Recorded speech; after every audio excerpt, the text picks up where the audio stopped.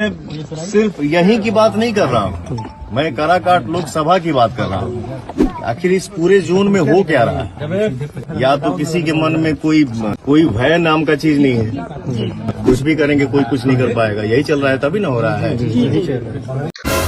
अरे भाई, ये पवन सिंह ना है जी कि कोई और है जी? वही पवन सिंह ना है जिनको लोग बोलते थे मतलबी है और क्या घमंडी है। पवन सिंह ऐसे कर रहे थे, पवन सिंह वैसे कर रहे थे। भाई देख लो सामने, बोल रहे हैं भैया कि पावर स्टार पवन सिंह अपने जहां पे क्या बोलता है काराकाट चुनाव स्थल में पहुंच गए। वहां पे क्या होता है, अभी चुनाव का माहौल भी नहीं है, लेकिन काराकाट और आरा छपरा सब इनके लिए एक ही है, जो अपने वीडियो में बोले हैं। तो मेरे लिए बटा नहीं है आरा या काराकाट या बक्सर या सासाराम डेहरी, हमारा सब परिवार है।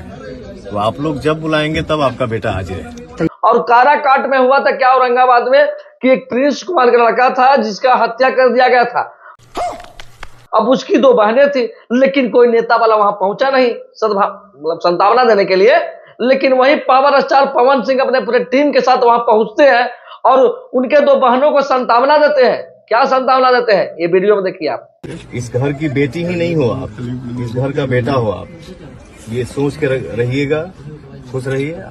मैं आपके साथ हूँ और दोनों बहनों का शादी मैं कराऊंगा, ये मैं सबके साथ।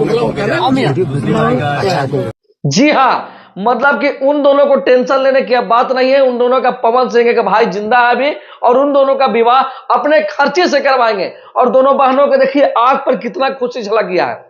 अब सोच सकते हैं जो पावर स्टार को सोशल मीडिया और ना जाने के उन्हीं की इंडस्ट्री वाले लोग, जिससे में अनुपमा यादव ना जाने कितने लोग उनको ये बुरा भला कहते हैं, ना जाने घमंडी कहते हैं, ना जाने क्या क्या कहते हैं। यहां तक अनुपमा यादव यह बोल दिए कि उनको मतलब क्या बोलता है, झाड़ फूक की जरूरत है, ओझा तांत्रिक की जरूरत है, ना जाने क्या क्या लोग कहते हैं। लेकिन उनको यह नहीं पता कि पावर स्टार पवन सिंह मतलब अपने फैन के दिलों में रहते हैं और अपने चाहने वाले को दिले में रहते हैं। और जिनको आंख में वो खटकते हैं, उनको लात मार कितना दूर तक फेंक देते हैं कि भाई जितना दूर तक चांद में नहीं उससे भी ज्यादा उड़ा के गिरता है वो।